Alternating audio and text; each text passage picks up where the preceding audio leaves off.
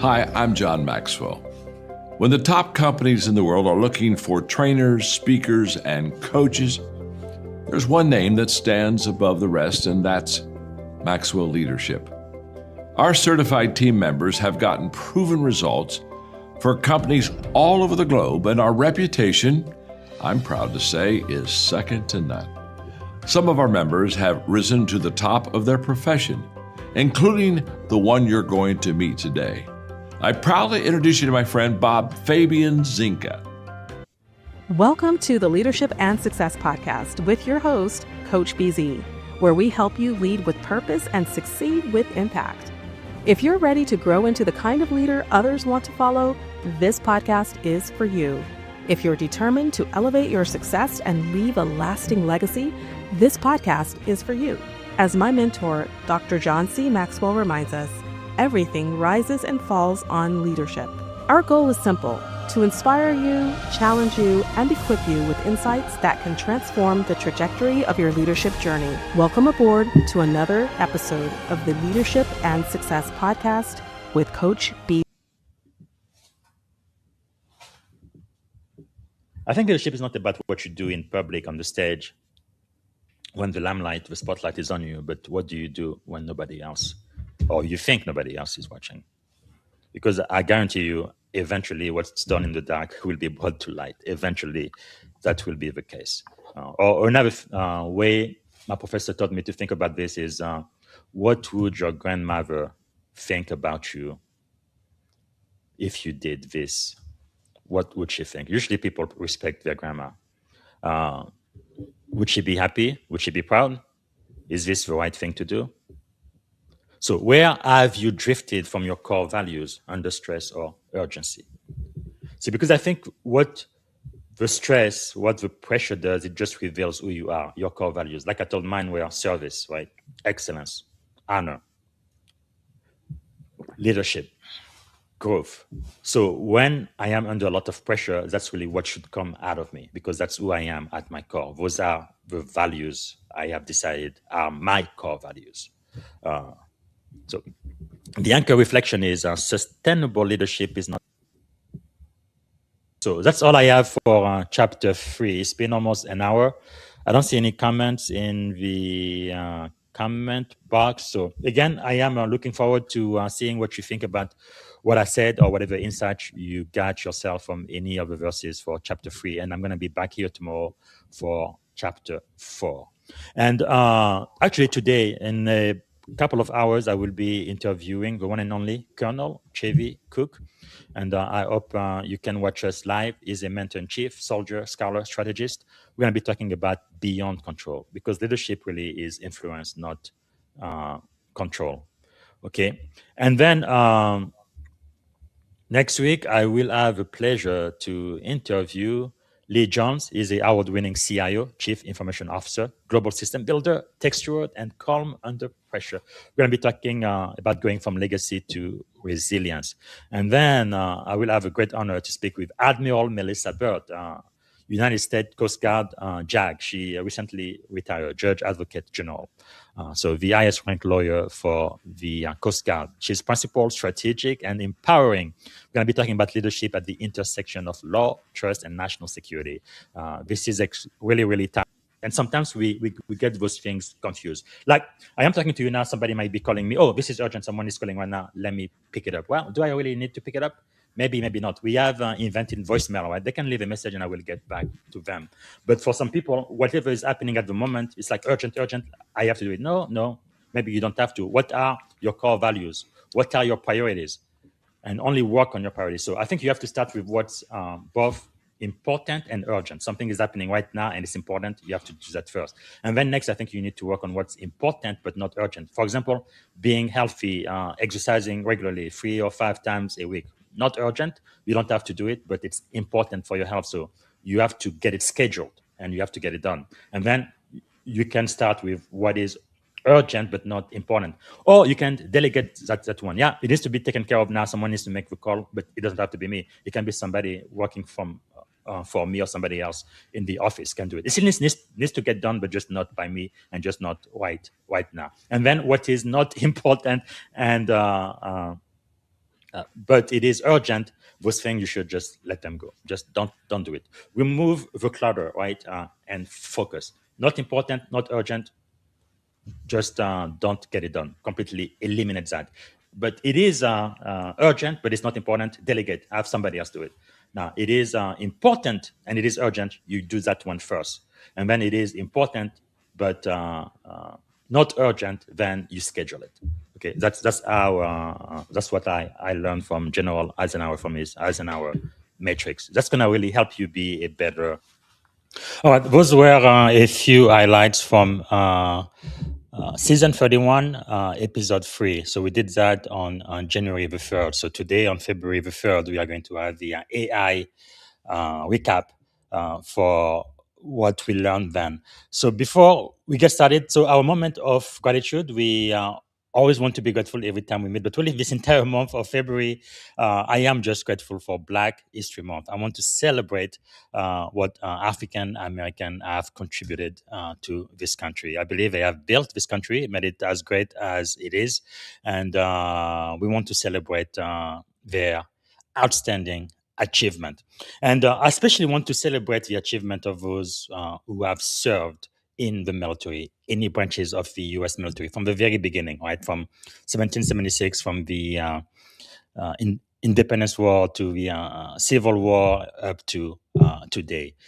Those who have contributed, I do not want to forget them. Okay. To start, then, let me share my screen first of all. And I'm gonna show first what happened today, right? February the 3rd in American history. So we are going to share what happened on February the 3rd, 1948. Okay, 1948. This is a very, very sad story. No, it just shows how racism really paralyzed this country for such a long time. This is the story of the Ingram family, Rosa Ingram and her teen son. They were sentenced to death, and the reason why they were is because in 1948 they murdered a white neighbor, and I believe it was accidental. They didn't wish to murder him, but the man was sexually assaulting their mother. So the son came to her defense, and the man accidentally died. And because of that, they were sentenced to death by an all-white jury. But thank God, in 1959, which was what 11 years later, they were released on parole, having been judged to be model prisoner. So that's something in history I think we just should not forget. It happened in our America. But you can see, for those who follow me, you can go to my LinkedIn page and you can read all of it. But February 3rd, 1948, a black mother and her children sentenced to die for defending themselves. Again, the woman was being sexually assaulted. Can you believe that? So that was February 3rd, 1948. So today in history. Rosalie Ingram, a black widow, and sharecropper, and two of her children, Wallace and Sammy, both teenagers, 17 and 14 years old, really kids. They were convicted by an all-white jury in a one-day trial in Ellaville, Georgia. All three were sentenced to death by electric chair, if you can believe that. All right. So again, go to my LinkedIn page and you can learn more. And I also want to do our second remembrance of Black history. And today I want to talk about a hero, Sergeant William Carney. He's the very first African American to win the Congressional Medal of Honor. It's just incredible. He was a Union Army soldier whose courage under fire forever changed American military history. So he served in the 54th Massachusetts Infantry Regiment, the first Black regiment recruited in the North to fight in the Civil War. Of course, this was the war to end slavery in America. What a black spot that has been in our history. So on July 18, 1863, the 54th led a direct assault on Fort Wagner, guarding the entrance to Charleston Harbor. The attack was brutal. The regiment commander, Robert Goldshaw, and many soldiers were killed. But as the fighting intensified, the color bearer beside Carney was struck down by enemy fire. So that's the American flag. Without hesitation, Sergeant Carney seized the American flag and continued the charge. Despite being shot multiple times and gravely wounded, Sergeant Carney reached the parapet of the fort. As he fell, he held the flag high and passed it to his comrade, declaring words that still echo through military history today. Boys, the old flag, the ensign, never touched the ground. Wow. For his gallantry, risking his life above and beyond the call of duty, Sergeant Carney became the first African-American to receive a Congressional Medal of Honor, the nation's highest award for military valor. Now, this was established by Congress in 1862, and the Medal of Honor recognized extraordinary bravery in combat. And during the Civil War, more than 180,000 African Americans served in the Union Army, but only 16 were awarded the Medal of Honor. But Sergeant William Carney was the very, very first. All right, you can read more about him on my LinkedIn page, but I think during Black History Month is definitely somebody we want to remember. Sergeant William Carney. What an American hero is, and we definitely want to celebrate that. All right, so now what I'm going to do, I'm going to play a couple of AI videos. First one is about seven minutes, and then I'm going to play another one that's about 8 minutes. Again, it's going to be a summary of the hour-long podcast we had on January 3rd when we studied the book of Proverbs, seeking for ancient wisdom and leadership lesson. So again, as you are listening, please let me know, where are you joining us from? What city? What state? Let me know what you are grateful for today. And also, as you listen, jot down the 3 to 5 takeaways from today's episode. And also, let me know in the comment, what is one thing that you are going to apply today from what you're going to be learning on this podcast this morning. All right, let's listen to the first 7 minutes or so of the AI recap for Season 31, Chapter 3. This was the study of the book of Proverbs, Chapter 3, Seeking for Ancient Wisdom and Leadership Lesson. Here we go. So, what can a 3,000-year-old text really teach a modern CEO or a military general? Well, it turns out, a surprising amount. We're going to dive right in and translate some ancient wisdom into a practical playbook for today's high-stakes leaders. And look, this isn't some dusty history lesson. We're talking about a timeless blueprint for leadership that works right now, today. Seriously, take a second and think about it. When the pressure is cranked all the way up, when things are unbelievably complex and the stakes couldn't be higher, what's your true north? Is it your gut, instinct, the latest spreadsheet, maybe the loudest voice in the room? It's a critical question for anyone in a leadership role. Believe it or not, an answer comes from a text that has guided decision makers for thousands of years. Proverbs Chapter 3. And as we're about to see, these aren't just, nice-sounding platitudes. These are basically universal laws of leadership that still govern everything from credibility and decision-making to the legacy you leave behind. Okay, so here's our game plan. We'll start with the leadership challenge itself. Then we'll get into the big idea from this ancient source. And from there, we'll break down 3 super practical areas: how you lead from the inside, how you find clarity, and finally, how what you do with your resources, your stewardship, shapes the legacy you leave behind. All right, first up, the leadership challenge. The thing is, the big problems leaders deal with, the pressure, the uncertainty, all that complexity, they're not new at all. They're just coming at us faster and from more directions than ever before. So, what's the big, ancient idea here? It's actually a pretty profound shift in thinking. See, we usually focus on what leadership achieves, right? The goals it rises to. But this wisdom says the real secret is understanding what leadership has to rise from. It's all about the foundation, the source of a leader's real influence, not just how they use it. And this is where that famous quote from John C. Maxwell really hits home. Everything rises and falls on leadership. I mean, if that's true, and I think we all kind of know it is, then we have to be crystal clear about what our leadership is actually built on. And this slide just lays it out perfectly. Real effective leadership isn't about having the fanciest strategy right out of the gate. No, it flows from something deeper. It's about putting trust before strategy. It's about character before competence. And it's about seeking wisdom before chasing wealth or status. It's a total reordering of our typical leadership priorities. Okay, let's get practical. Our first section, leading from the inside out. This is all about how you actually build that rock-solid foundation of trust and credibility that we just talked about.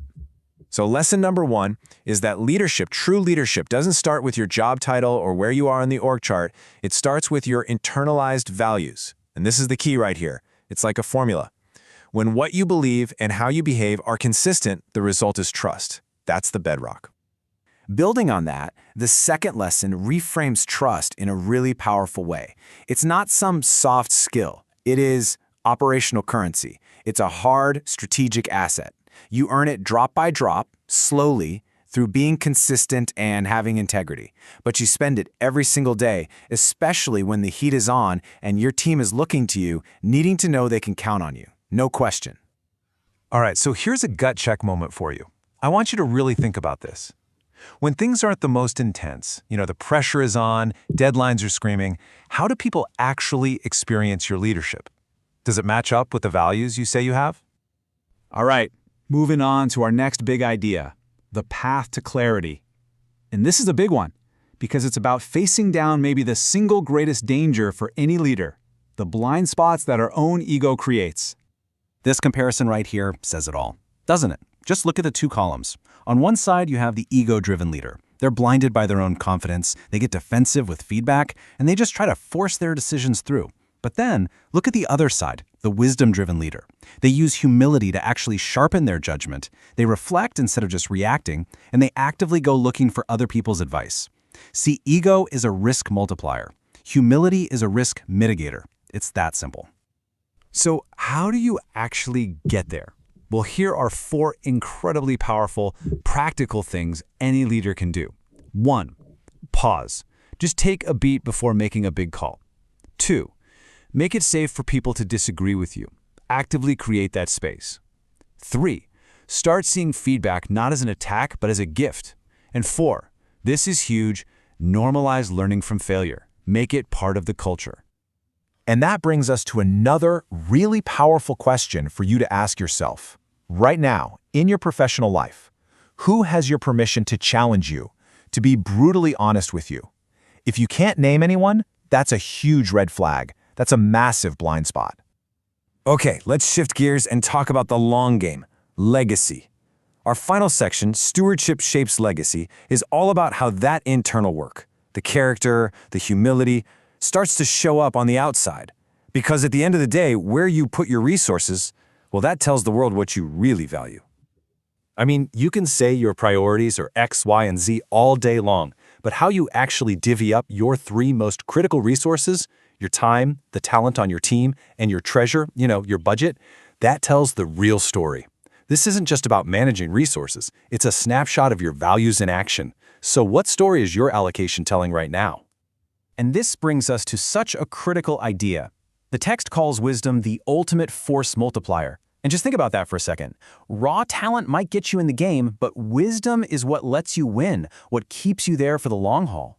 It's that special blend of knowledge, ethics, and good old-fashioned judgment that allows a great leader to create stability, to create calm right in the middle of chaos. Okay, one last moment for reflection, and this one might sting a little. In this world that we live in, we're all addicted to speed, to urgency. But I want you to ask yourself, Where are you choosing urgency over wisdom? Where are you choosing to be reactive, just putting out fires when what's really needed is wisdom? So, what's the big takeaway from all this? It really boils down to these three things. The strongest, most effective, most lasting leadership. It isn't reactive, it's anchored. It's not just for show, it's not performative, it's principled. And it's not rushed and hurried, it's humble.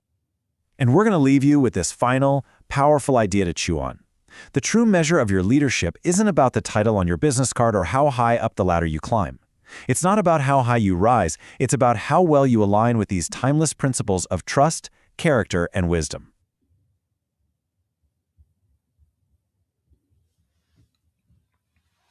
Welcome to our discussion on timeless leadership insights drawn from an ancient text that's surprisingly relevant today. Let's dive into the wisdom of Proverbs Chapter 3. I'm excited, absolutely. What do you think is the heart of these lessons? Well, you see, this chapter pivots around the idea that leadership isn't about just relying on your own abilities.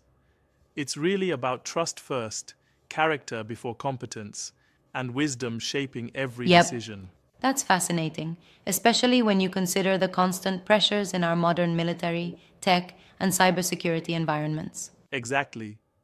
One of the sharp lessons is that leadership must start from the inside out. It's about aligning your internal values with your behavior. Consistency creates credibility, which is so crucial. So basically, if leaders really stick to what they truly believe, people notice that authenticity, right? Right on. And then there's the idea that trust itself becomes a strategic advantage. Trust isn't just some soft add-on, it's operational currency. Under pressure, teams follow leaders who are genuine and transparent. Yeah. And that makes sense because when people trust you, they're more likely to support your decisions, even in tough situations. Absolutely. Then we hit on a really interesting point. Surrender precedes clarity. Now, I know surrender might sound counterintuitive, but it's about pausing, taking a breath, and allowing humility to guide you. It's like, before you rush into decisions, you need to let go of that overconfidence Right. to actually see clearly. I get that. Sometimes giving up some control makes space for better judgment. Exactly. Which leads us to another powerful lesson. Humility protects leaders from collapse. Now, some might say, but isn't too much humility sometimes seen as weakness? Yeah, I mean, doesn't excessive humility risk undermining authority or decisiveness? That's a fair point. But here it's more about being teachable and open to feedback. When humility is balanced right, it actually fortifies your credibility by keeping you receptive to learning and correction rather than letting ego cloud judgment. Absolutely.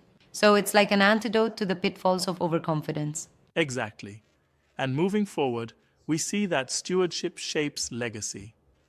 Leaders make decisions about how they allocate time, money, and resources, and those decisions, deeply rooted in their values, ultimately tell their true priorities. Yeah, that sounds like it really defines the long-term impact a leader can have. Definitely. And consider this next idea. Growth often comes through correction. Leaders who embrace feedback, treating it as a gift rather than a slight, actually accelerate their own development. I like that. It's like the very act of correcting missteps is an investment in your leadership journey. Precisely. And then there's perhaps the ultimate takeaway. Wisdom is the force multiplier. Talent might open doors, but wisdom, integrating knowledge, ethics, and sound judgment, keeps them open and guides you through uncertainty. So wisdom essentially ties all these lessons together, ensuring that every decision reflects a deeper, principled understanding. Exactly. It wraps up the idea that leadership success comes from being anchored not in fleeting achievements, but in long-lasting principles like trust, humility, and continuous growth. I really love that perspective, putting character before title and ensuring that every step you take as a leader adds up to a legacy rather than just a moment in time. Right. And if we talk about applications, this is crucial across fields. For instance, military commanders, naval junior officers, engineers, tech leaders. Everyone can learn from these enduring lessons. When you lead with a clear sense of internal values, you empower your team to be more than just cogs in a machine. They become a trusted Absolutely. collective. It kind of reminds me of a compass, doesn't it? Even when the environment gets tough, you always have that steady point guiding you home. Exactly like that. And then there's this powerful notion that trust really does come before strategy. When people believe in you, when they see that you're being open, consistent, and humble, they follow you without needing constant micromanagement. Yeah. And isn't it interesting how this ancient wisdom resonates so deeply with contemporary leadership challenges? Sometimes it feels like despite all our modern tech and advanced strategies, the core principles remain the same. Right, it's like, across centuries, the same underlying human dynamics govern how we lead. Whether you're at the helm of a military unit or driving innovation in cyber technology, trust, clarity, humility, and wisdom are the bedrock. Yep.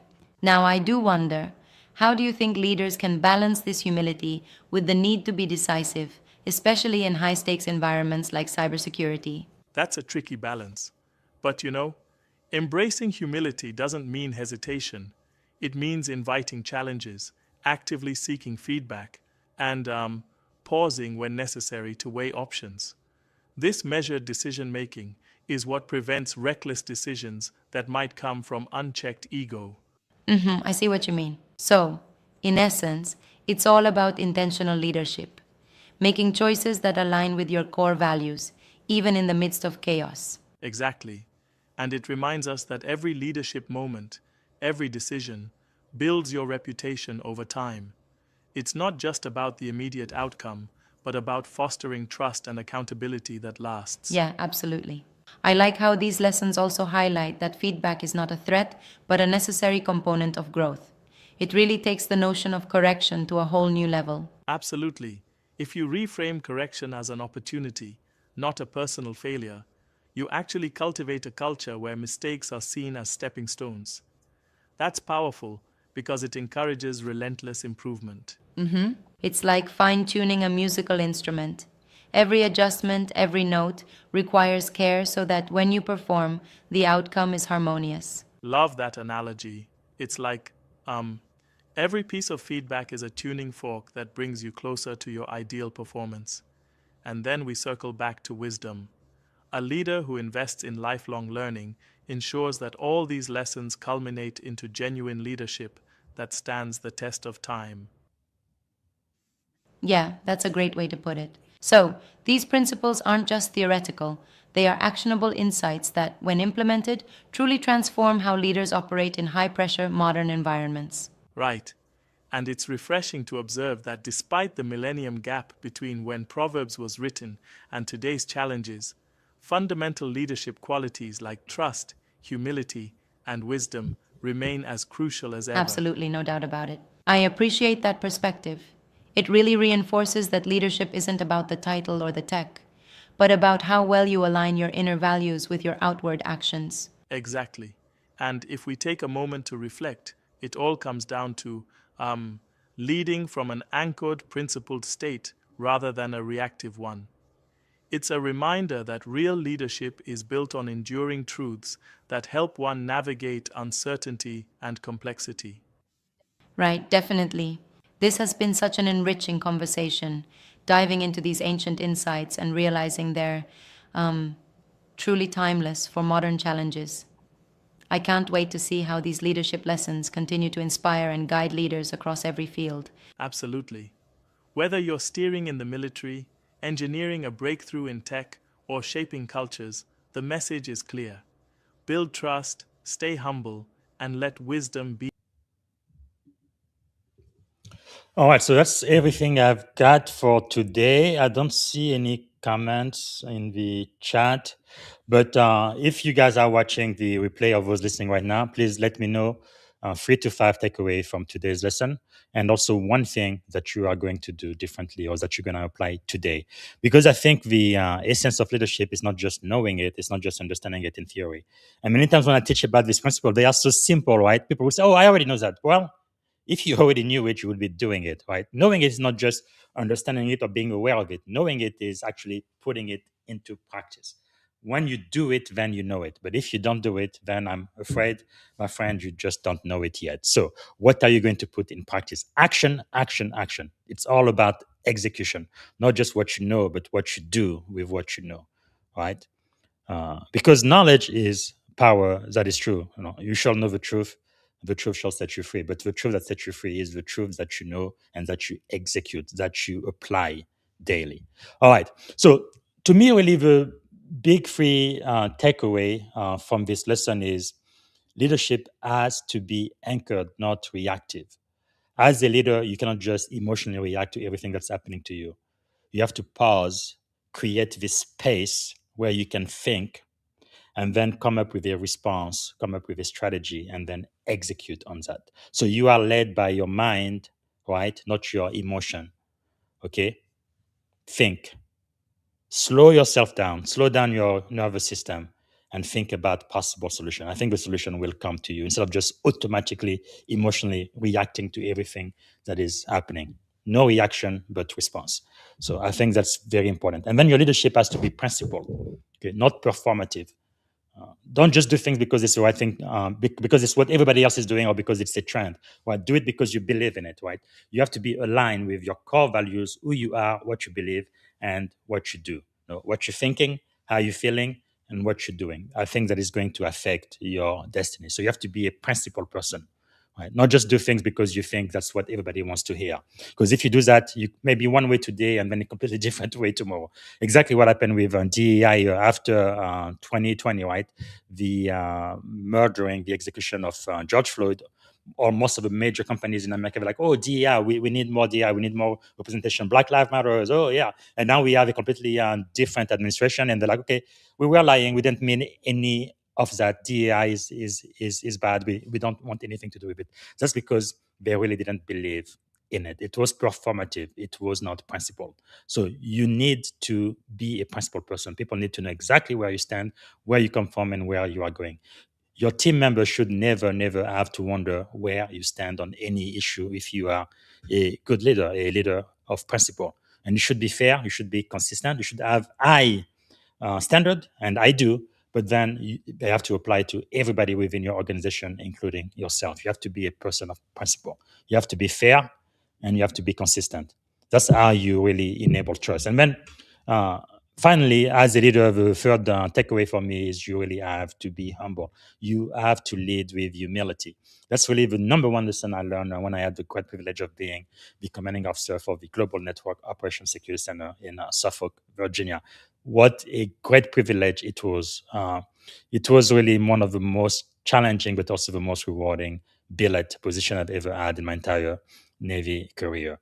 But being at the very, very top of the chain of command, I learned I have to lead with humility. All right. So let me know what your takeaways are, and I will be back tomorrow for the chapter 4 AI. So that's going to be the AI recap for Proverb chapter 31. Proverb chapter 4. So season 31, episode 4 AI. That's going to be sometime tomorrow. All right. Until then, this is Coach Busy. Thank you so much for watching today. I'm going to play two more highlights from that original episode, which was chapter 3 for the book of Proverbs, season 31. We did this on January the 3rd. Two more highlights, and then hopefully I'll see you tomorrow. Bye for now.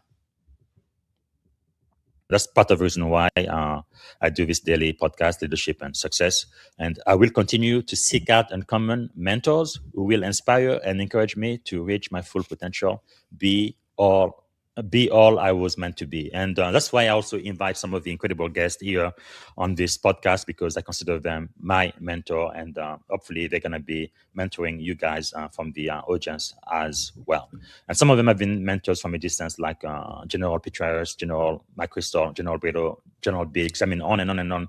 The people have really been blessed to really host on this podcast. Okay. And then I say, I have received favor and help from so many, and I will never repay in my life's journey. However, I will return the favor by helping someone else in need. I will mentor anyone ready and willing to learn from my experience and help impart the wisdom that can only be received by learning from one's mistake or through mentorship.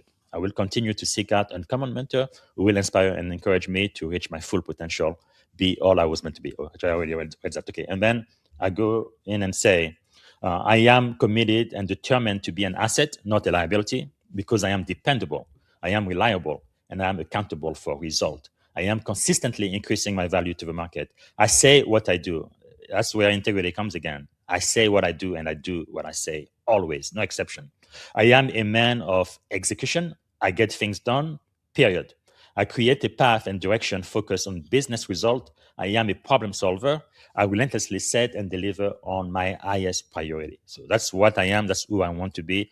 This is my best self, and that's what I strive to be every day. And you've seen the last time I published this, I think it has a date, 2021. So for the last 4 years, I didn't have to change it.